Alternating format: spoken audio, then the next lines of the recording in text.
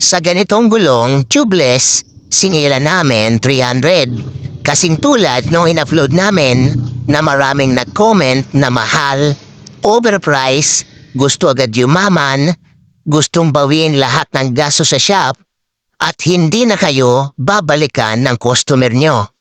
Ganito kasi yun mga kabulkit. Hindi po siya overpriced o mahal. Saktong singil lang po yan. Huwag ikumpara ang singil ng pinapagawan nyo. Iba-iba po kami. Ang sinisiguro lang po namin sa customer, quality yung serbisyong binibigay namin.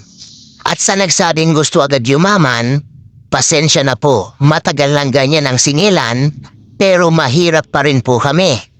Sa nagsabing gustong bawiin lahat ng gasto sa shop, pakiramdam mo lang yon.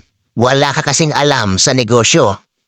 At sa nagsabing hindi na kayo babalikan ng customer nyo, ito po sagot ko sa inyo.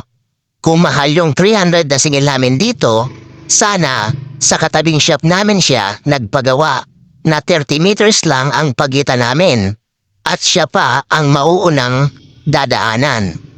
Fish, mga kabulkit. Nagsimula ang lahat sa isang munting pangarap ng batang mula sa hirap at nagsusumikap na maabot ang tuktok.